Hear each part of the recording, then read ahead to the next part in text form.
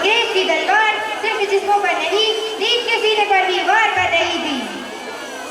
क्या इस्लाम भी अब हिंदुस्तान से मिट जाएगा? क्या कुरान सिर्फ किताबों में रह जाएगा? 1857 हिंदुस्तान की तारीख का वो जख्म जो सिर्फ जिस्मों पर नहीं, दीन के सीने पर भी लगा था। हम हार गए, हमारी हुकूमत गई, क्या अब हमारा दीन भी चला जाएगा? मुसलमानों की ताकत खत्म, मदरसे बंद, उलमा खामोश, अब ये कौम कभी सर नहीं उठा सकेगी। लेकिन वो नहीं जानता था कि खामोशी के पीछे तूफान बन रहा है।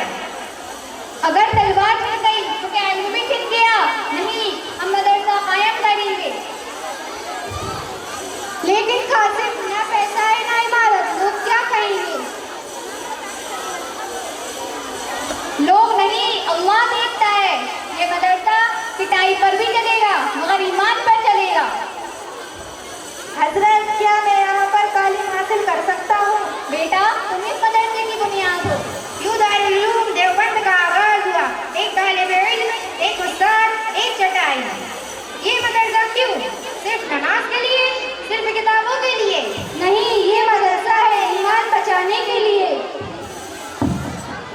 यहाँ आलिम नहीं, किरदार तैयार होंगे।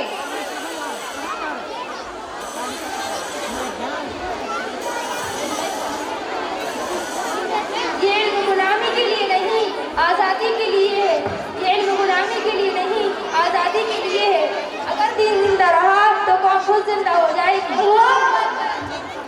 एक सवाल आप सबसे, दारुल उलूम देवबंद क्या है? एक मदरसा?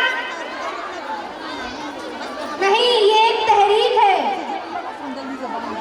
देवबंद की तारीख का ताल्लुक उत्तर प्रदेश शहर के एक अहम इस्लामी तालीम मरकज से है जिसे दारुल उलूम देवबंद कहा जाता है। देवबंद कस्बा सहारनपुर में मौजूद है।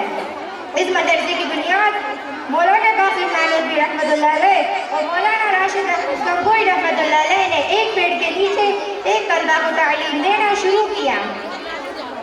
उनका मकसद इस्लामी तालीम और अपनी सकाफत को बचाए रखना था, खास तौर पर उस वक्त जब हिंदुस्तान में ब्रिटिश हुकूमत का गलबा बढ़ रहा था और इसी वजह से मुस्लिम तालीम मुतासिर हो रही थी।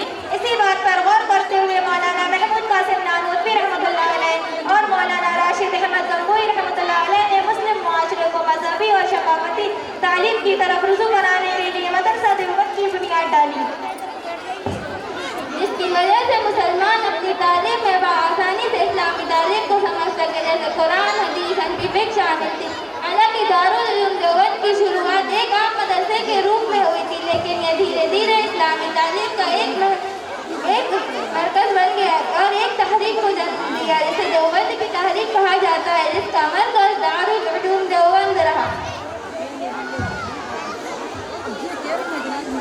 जिस तरह तहरीक के चंद मकासद होते हैं, उसी तरह देवबंद के भी चंद बुनियादी मकासद थे। खालिस इस्लामी तालीम को फैलावा किया जाए, इस्लाम की बुनियादी तालीम की हिफाजत की जाए, ब्रिटिश हुकूमत के जुल्म की मुखालफत की जाए, सूफी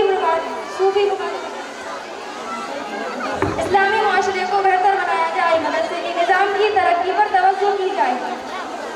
देवबंद इस तहरीक इस्लामी माशरे तक पहुँचाने में कामयाब हुआ, जिसकी वजह से दारुल उलूम देवबंद ने दुनिया में काफ़ी मकबूलियत हासिल की, जिसकी वजह से दारुल उलूम देवबंद में तालीम हासिल करने वाले कई मजहबी उलमा हुए जिन्होंने हिंदुस्तान की जरो आज़ादी में अहम किरदार अदा किया। यहाँ इस्लामी तालीमात हासिल करने वाले चंद शख्सियत के नाम इस तरह से हैं: मौलाना महमूद हसन शेख रहमतुल्लाह अलैह, मौलाना इलियास कामहलवी रहमतुल्लाह अलैह, मौलाना अशरफ अली थानवी रहमतुल्लाह अलैह, मौलाना अब्दुल कलाम रहमतुल्लाह अलैह, सैयद अबुल हसन अल नकवी रहमतुल्लाह अलैह, मौलाना मुफ्ती महमूद शफीक रहमतुल्लाह अलैह। ये सभी आलिमीन अपने मजहबी और माशरती शराकत के लिए मशहूर हैं। उस वक्त एक छोटे से पेड़ के नीचे इसकी शुरुआत हुई और आज दारुल उलूम देवबंद हिंदुस्तान में नहीं बल्कि बांग्लादेश, पाकिस्तान और अफगानिस्तान में इसकी शाखाएं फैली हैं, जो इसकी तालीम सबको आगे ले